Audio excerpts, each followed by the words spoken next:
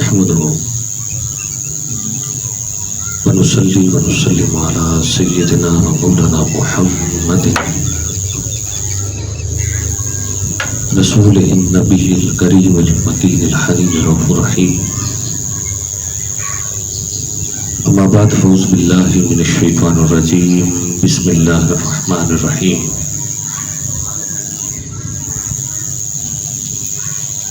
يا أيها الذين آمنوا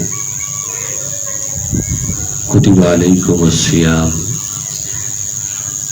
كما كتب على الذين من قبلكم لعلكم تتقون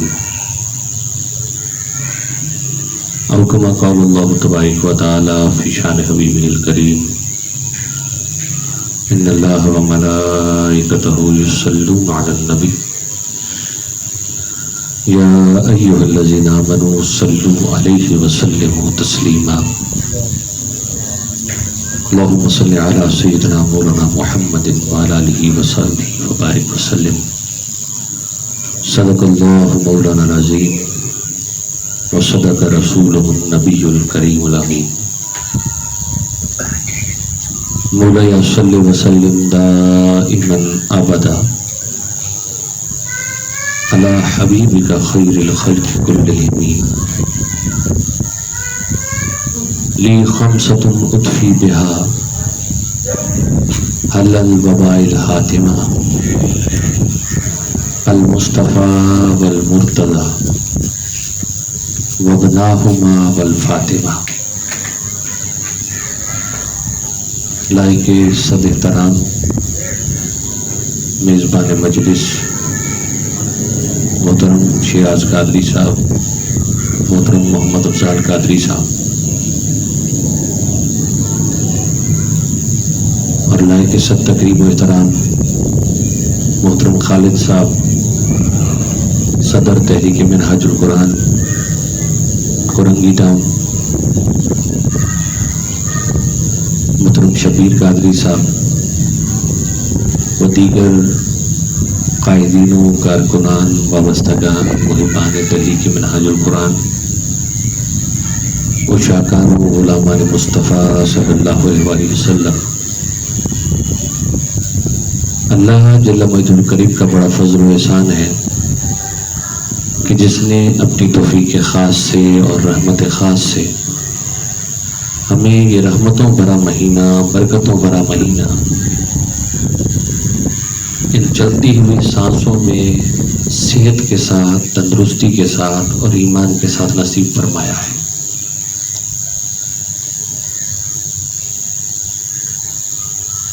مجھے شاعر کا نام یاد نہیں آ رہا، لیکن کیفیت دیکھ کر مجھے اس کے اشعار یاد آ رہے.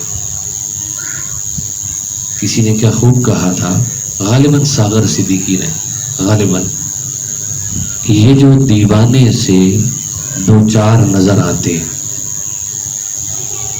یہ جو دیوانے سے دو چار نظر آتے ہیں ان میں کچھ صاحب اسرار نظر آتے. یہ جو دیوانے سے دو چار نظر آتے ہیں ان میں کچھ صاحب اسرار نظر آتے ہیں اور تیری محفل کا بھرم رکھتے ہیں سو جاتے ہیں. تیری محفل کا بھرم رکھتے ہیں سو جاتے ہیں ورنہ یہ لوگ تو بیدار نظر آتے ہیں. عزیزان گرامی قدر، اپنے ہونے کا ثبوت دیتے رہیے گا. جو وقت ہے انشاءاللہ تعالی مقررہ وقت کے اندر اپنی بات کو سمیٹ کر اپنا پیغام پہنچانے کی کوشش کروں گا. میں نے قرآن حکیم کی بڑی معروف آیہ کریمہ جو آپ نے اکثر و بیشتر سن رکھی ہے، اس کے مختلف حوالوں سے تشریحات، اس عنوان پر مختلف خطابات، تصریحات آپ نے سن رکھی ہیں. یقیناً میں نے بھی حصول برکت کے لیے جو قرآن حکیم کی آیہ کریمہ تلاوت کی ہے، اللہ رب العزت ارشاد فرماتا ہے یا ایھا الذین آمنو، اے ایمان والو. دیکھیے اس نے ساری مخلوقات کو پیدا فرمایا ہے اور ساری مخلوقات کو پیدا فرما کر اس نے ساری مخلوقات میں سے ایک خلقت کو افضل بنایا. اور وہ افضل مخلوق کون؟ وہی حضرت انسان. ہم جو انسان بیٹھے ہیں اس نے ساری مخلوقات میں سے افضل ترین بنایا ہے، جس کی ایک سادہ سی مثال سمجھانے کے لیے عرض کر دوں کہ اس کا امر یہ ہے، وہ فرماتا ہے انما امرہ اذا اراد شیئا ان یقول لہ کن فیکون. اس نے کائنات ارض و سما میں جو کچھ بھی بنانا چاہا، جس شے کو بھی اس نے تخلیق فرمانا چاہا، اس نے اور کچھ نہیں کیا. اس نے فقط اپنے اس ارادہ خلقت کے تحت فرمایا کن. اس ایک امر کن کے نتیجے میں ساری کائنات کی جملہ مخلوقات بنتی چلی گئی، بنتی چلی گئی. لیکن جب اس حضرت انسان کی تخلیق کی باری آئی تو وہ مختلف ادوار کی بات کرتا ہے. کہیں فرماتا ہے لقد خلقنا الانسان فی احسن تقویم، کہیں فرماتا ہے میں نے اس کو گارے سے پیدا فرمایا، کہیں فرماتا ہے کہ میں نے اس کو مٹی سے پیدا فرمایا. مختلف حوالوں سے اس کی تخلیق کا ذکر کرتے کرتے کرتے بالآخر اس نے فرمایا فَإِذَا سَوَّيْتُهُ وَنَفَخْتُ فِيهِ مِن رُوحِي. جب میں اسے بنا چکا، جب اس کی تخلیق مکمل کر چکا، جب اس کے مراحل تخلیق مکمل ہو چکے، اب اسے ایک حیات دینے کی بات آئی تھی تو پھر میں نے اس کو حیات اپنے کسی امر سے نہیں دی، بلکہ خود اپنی روح اس کے اندر میں نے پھونکی. خود اپنی روح پھونک کر، سجا کر، سنوار کر، اسے خوبصورت بنا کر جب اپنی روح پھونکی تو پھر اسے میں نے اتنی تکریم بخشی کہ وہ جو نوری مخلوقات میرے مالائے اعلیٰ میں رہتی تھی، وہ جو ہر وقت میری تسبیح و تحلیل بیان کرتی رہتی تھی، وہ جو ہر وقت میری خدمت پر معمور رہتی تھی، پھر میں نے ان سب کو کہا کہ اب ایسا کرو، اس حضرت انسان کو سجدہ کرو. لقد کرمنا علی بنی آدم،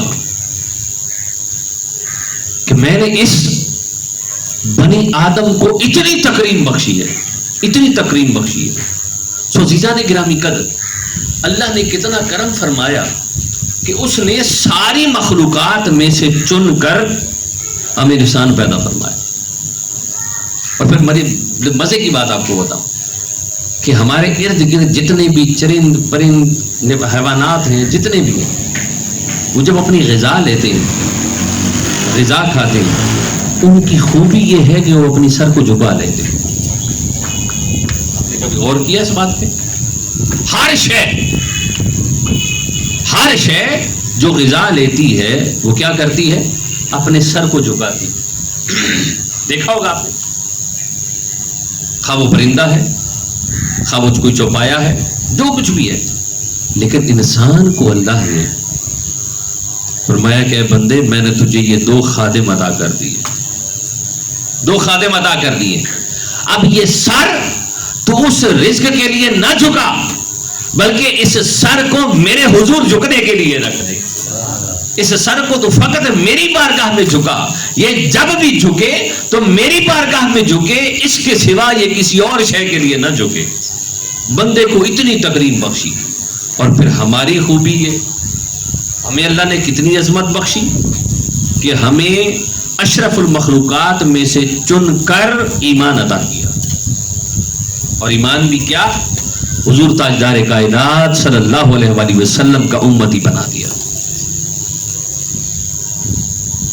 میں اس سے بڑھ کر اور کیا بات عرض کروں آپ کو کہ آقا کریم صلی اللہ علیہ وسلم کا امتی ہونا اتنی بڑی نعمت ہے، اتنی بڑی نعمت ہے، اتنی بڑی نعمت ہے کہ اس نعمت کا آپ اس سے اندازہ لگا لیجئے کہ انبیاء آتے رہے، انبیاء کو اللہ نبوت سے بھی سرفراز کرتا رہا، ان پر صحائف بھی اتارتا رہا، जिब्रील अमीन भी उन पर आते रहे, हिदायत भी उनके जरिए लोगों को पहुंचती रही, रसूल भी आते रहे, लेकिन इन सारे मनासिब के होने के बावजूद हर नबी ने ये कहा, मौला तो ये सारा कुछ तो तूने दिया है, इस सब से बेहतर होता जो हमें मुस्तफा का उम्मती बना देता, हमें उस मुस्तफा का उम्मती बना देता। याद करें ना उस वक्त को याद करें जब सैयदना इब्राहीम अलैहिस्सलाम बैतुल्लाह शरीफ की तामीर कर रहे, जो तामीर बढ़ती चली जाती है, वो एक पत्थर पर खड़े हैं, पत्थर भी बढ़ता चला जाता है, ये अलग मौजू है, मैं सिर्फ एक इशारा देना चाह रहा हूं। जब तामीर मुकम्मल होती है, अल्लाह तबारक व तआला ने फरमाया, ए इब्राहीम तूने मेरा घर बनाया है, मेरे घर की तामीर की है, मजदूरों की तरह काम किया है, ईंटें लगा के, गारे लगा के, पत्थर उठा के तूने लगाए हैं, अब मांग मजदूरी क्या मांगता है, मजदूरी क्या मांगता है? तो हुजूर सल्लल्लाहु अलैहि वसल्लम पर उतरने वाले कलाम ने हमें बताया, कुरान हकीम ने हमें बताया कि वो जो मजदूरी सैयदना इब्राहीम अलैहिस्सलाम ने मांगी, वो चाहते तो जन्नत में आला तरीन मुकाम मांग सकते थे, वो चाहते तो कायनात का सबसे अजीम तरीन मनसब मांग सकते थे, कुछ भी मांग सकते थे, लेकिन सैयदना इब्राहीम अलैहिस्सलाम ने अर्ज की, मौला अब तू देने पे आ ही गया है, अब तू मजदूरी देना ही चाहता है, तो इतना करम कर, रब्बना वबास फीहिम रसूलन मिनहुम, ए मौला मुझे उस रसूल का दादा बना दे जिस रसूल को तूने सबसे आखिर में भेजना है। मैंने मोहब्बत वाला तर्जुमा कर दिया है, उन्होंने भी जो मांगा तो ये मांगा कि बारी ताला वो जो मोहम्मद मुस्तफा आना है उसे मेरी आल में से कर दे, ताकि कल जब कयामत में सारी मखलूकात जमा होगी, सारी इंसानियत जमा होगी, सारी इंसानियत के ताजदार जमा होंगे, सारे अंबिया जमा होंगे, सारे रसूल जमा होंगे, सारे सुलहा जमा होंगे, सब जमा होंगे, कोई पहचाना जाएगा अपने ज़ुहद की वजह से, किसी की पहचान होगी अपने वरा की वजह से, कोई पहचाना जाएगा अपनी तौबा की वजह से, किसी की पहचान हो उसकी खशियत होगी, किसी की पहचान उसके मुजज़ात होंगे, किसी की पहचान उसके कमालात होंगे, लेकिन बारी ताला मैं चाहता हूं कयामत का दिन हो, सब लोग खड़े हो, हर एक की अलग अलग पहचान हो, लेकिन जब मेरी पहचान की बारी आए तो मैं पहचाना जाऊं मुस्तफा का दादा बन के।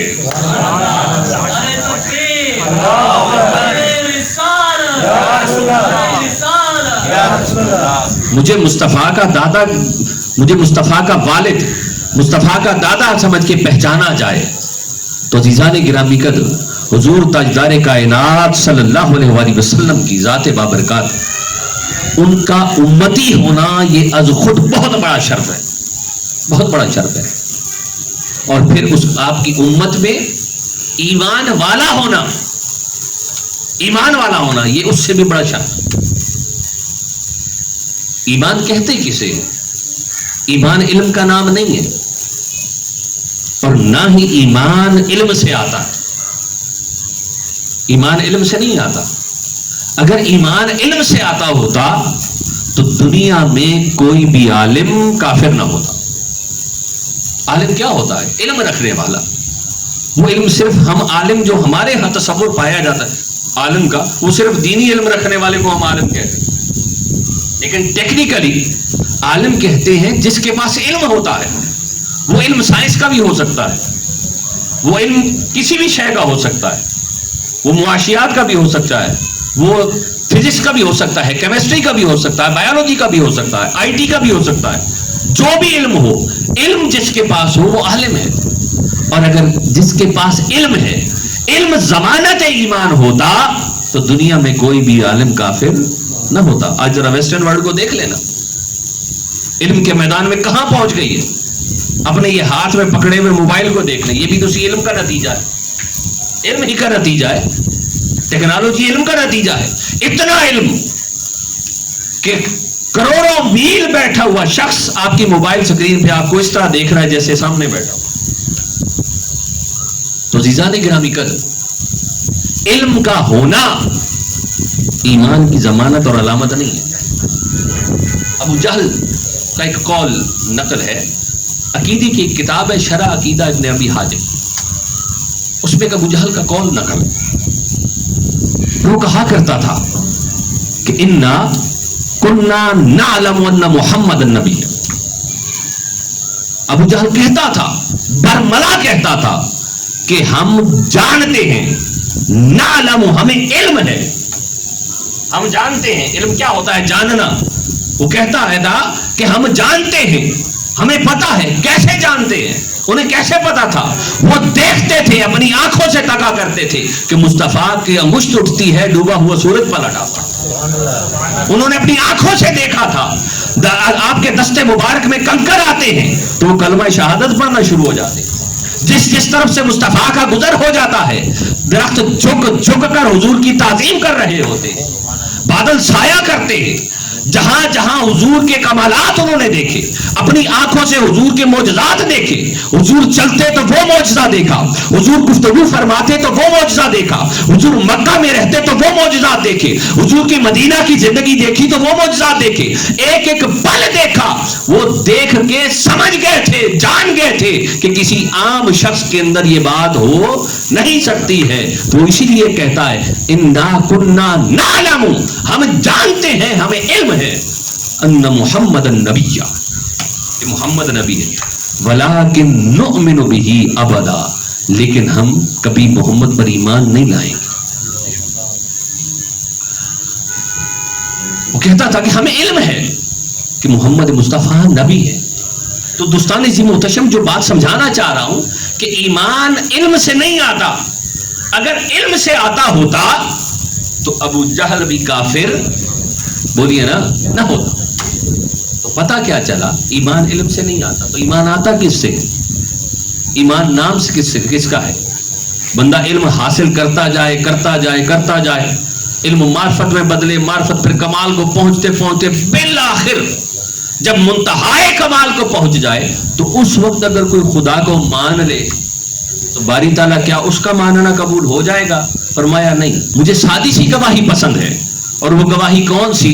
مجھے جو رب مانے محمد مصطفیٰ کے کہے پر مانے، مجھے جو رب مانے مصطفیٰ کے کہے پر مانے، اور مصطفیٰ کا رب سمجھ کے مانے۔ جس نے مجھے مصطفیٰ کے کہے پر رب مان لیا، جس نے مصطفیٰ کا رب سمجھ کے مان لیا اور مصطفیٰ کے کہے پر مان لیا، میں اس کو ایمان کو قبول کرتا ہوں۔ آپ دیکھیں نا ذرا قرآن حکیم کو ذرا اٹھائے، صحابہ کرام کا تعارف کروا رہا ہے، قرآن حکیم صحابہ کرام کا تعارف کروا رہا ہے، اور کیا فرما رہا ہے؟ محمد الرسول اللہ، محمد اللہ کے رسول ہے۔ لوگوں یہ میرا مصطفیٰ ہے صلی اللہ علیہ وسلم، یہ میرا محبوب ہے، نام اس کا محمد ہے، نام اس کا محمد ہے، اسے میں رب، میں اللہ اس کو رسالت دینے والا ہوں، میں نے اس کو رسالت دی ہے، یہ میرا رسول ہے محمد الرسول اللہ۔ اور پھر آگے کیا فرمایا؟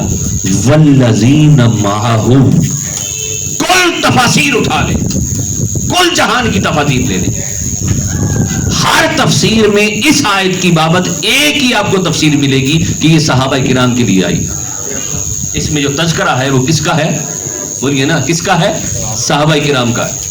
اب اللہ فرما کیا رہا ہے؟ ذرا آپ انداز گفتگو دیکھیں نا اللہ رب العزت کا، طرز تکلم دیکھیں اللہ رب العزت کا۔ فرما رہا ہے محمد الرسول اللہ، یہ میرا مصطفیٰ ہے، والذین معہ، اور یہ جو سارے ہیں وہ اس کے ساتھ ہیں۔ خود ان کا تعارف نہیں کروا رہا، براہ راست ان کی ذات کی بابت بات نہیں کر رہا، براہ راست ابو بکر عمر عثمان علی کی بات نہیں کر رہا، بلکہ کیا فرما رہا ہے؟ یہ سارے ہیں لیکن میرے مصطفیٰ کے ساتھ ہیں۔ تو صحابہ کا تعارف بھی کروایا تو نسبت مصطفیٰ سے کروایا۔ تو کیا صحابہ کرام نماز نہیں پڑھتے؟ بولیے نا، عبادت گزار نہیں ہے؟ کیا طاعت گزار نہیں تھے؟ کیا وہ روزے نہیں رکھتے تھے؟ کیا وہ زکوٰۃ نہیں دیتے؟ کیا وہ عبادات، زہد، ورع، تقویٰ، یہ سب کے اندر کامل نہیں تھے؟ ان جیسا کائنات میں کوئی نہیں آ سکتا، کائنات میں کوئی نہیں آ سکتا، لیکن اللہ ان صحابہ کا تعارف کروا رہا ہے، فرما رہا ہے یہ جتنے بھی عظیم ہیں لیکن ان کی عظمت کا معیار میرے ہاں یہ ہے کہ یہ میرے مصطفیٰ سے جڑے ہوئے ہیں، یہ میرے مصطفیٰ سے جڑے ہیں۔ اور پھر آپ نے خوبی بیان کر رہا ہے، بڑی قابل توجہ ہے بات. کیا فرمایا؟ اشداء والکفار، یہ کافروں کے لیے بڑے سخت ہے. کافر کون تھے؟ کافر کون تھے؟ جو مصطفیٰ کے دشمن تھے، جو حضور کے دشمن تھے. تو ترجمہ کیا بنا کہ جو حضور کے دشمن ہیں ان کے یہ دشمن ہیں. تو اگر آج ہم نے ایمان کو بچانا ہے تو ایمان کا بچاؤ صرف اور صرف نسبت مصطفیٰ صلی اللہ علیہ وسلم میں ہے. اور آج کے دور میں نسبت مصطفیٰ کی ہمیں ماحول چاہیے، ہمیں ماحول چاہیے، اور وہ ماحول کسی نہ کسی صاحب کی سنگت سے ملتا. اور آج کے دور میں تحریک منہاج القرآن کی سطح پر ماحول آپ کو دیا جا رہا ہے.